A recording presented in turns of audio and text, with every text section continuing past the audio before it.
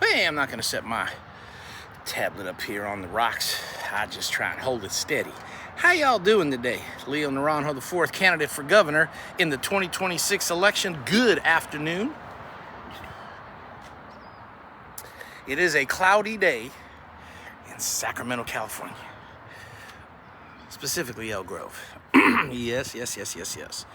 Got my buttons back. Hey, see that? Right there. And we're good. On our way to taking care of a couple appointments today. Passed by a Shell station. Whew, California. California, have you had enough yet? Has it started to sink in yet where we're headed as a state? Because I just saw a Shell station, and you know Shell and Chevron are the two most expensive gas stations here in California. Shell station for diesel, $8 a gallon? Are you freaking kidding me? That price goes up. What do you think drives trucks? Diesel. What do you think they do? Pass those costs on to you? Because they have to increase their business transportation costs for the goods and services they move around the state. And then those businesses pass that off to you and I when we purchase products.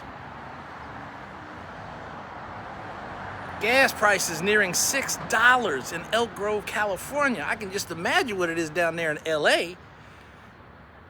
Hearing rumors of $7 already. Wow. You union folks, let me make the distinction. Unlike a few of my counterparts here that are just flat out declaring war on unions in general, I get it. I'm a former union member. United Public Employee Local 1 was the union I used to represent here in the Sacramento area for Department of Human Assistance folks. Union members, you need to seriously look at your union leadership and wonder, why are they still pumping and promoting the Democrat candidates? Are you serious?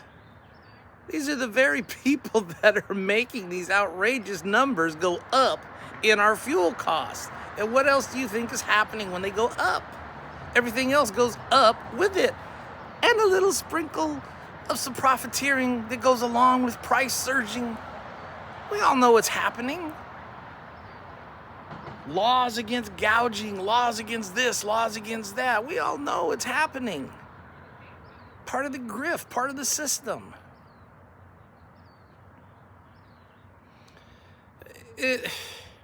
Unions are backing Democrat candidates. Tom Steyer, is he getting any union support? Don't know, but Swalwell is. Katie Porter's getting a little bit. Oh my God, what are you guys doing? Your union bosses are supporting the very people who are making it hard for you to live in California.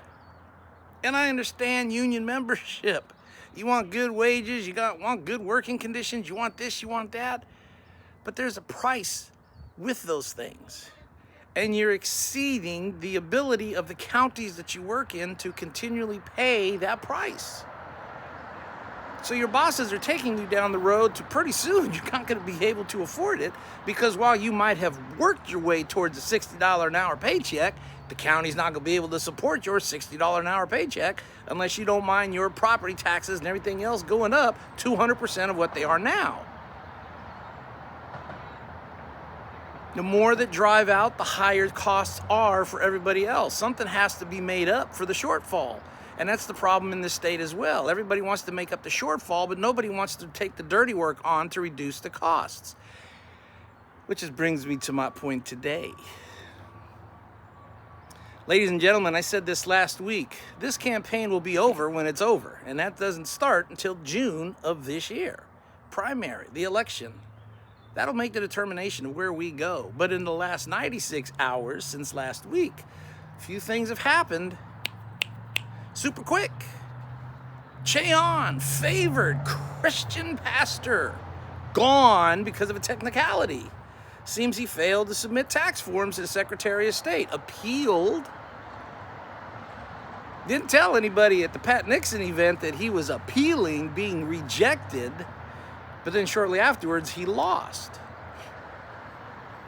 Those people in Danville, California, the Mount Diablo Women's Association that I had the privilege of standing with, while they also had Chad Bianco there.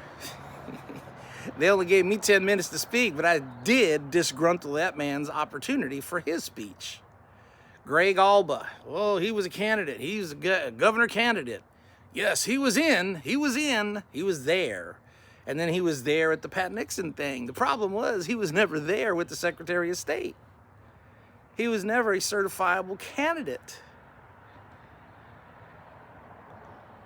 We're putting people on stages that aren't even going to be on the ballot. And for my Republican counterparts that have now thrown their weight in behind the errant sheriff, charged Chad, the coward from Riverside County, as I'm referring him to, today's revelation is even better. What does that mean, Leo? Today's revelation. Now what's gone on? You're just making an anti-Chad statement. No, I'm making an anti-thing at the moment. So here's what's going on, is that you now have gone from counting ballots, because there's a discrepancy of almost 50,000 ballots rounded up. That's funny. To dropping the entire thing because of lawsuits and pending litigations. Chad, did you just kneel to pressure? You said you had the full weight of the law behind you to do this, and now you just knelt to pressure. Boy, you can do more damage to yourself. You don't need nobody help. No one needs to help you destroy yourself. You're doing it on your own. Knelt to the mob, knelt to the illegals, knelt to the trans community, and now you knelt to the pressure on a lawsuit, over a lawsuit, because you started the action to enhance the theatrics to your campaign and give you unfettered, limitless exposure on the media. Congratulations, you started something that you could never finish, but people who were smart enough to understand that knew it from the beginning. You arrested the narcotics, but you didn't arrest the pushers of the narcotics. What does that mean? You arrested the dope, but you didn't get the dope dealers? You seized the ballots, but you didn't seize the machines that count them. And we know why, don't you? Because Dominion would have destroyed your ass in a lawsuit. So now all of a sudden the brave sheriff, standing on moral convictions, he was right all along to do what he was doing, is yielding to the pressure of the reality of what his actions started, that he knew damn well was never going to end good for him. Knelt to the pressure of the state. And that's what you picked to be a candidate for Republican governor, and a top tier one that the party has protected all this time? This is the ugliness coming out now, and we still have 2 months to go. You're gonna find out a hell of a lot more about old Chad, that you're gonna have buyer's remorse. Shame on you folks who threw your lot in behind that man nilly-willy just because he wore a badge.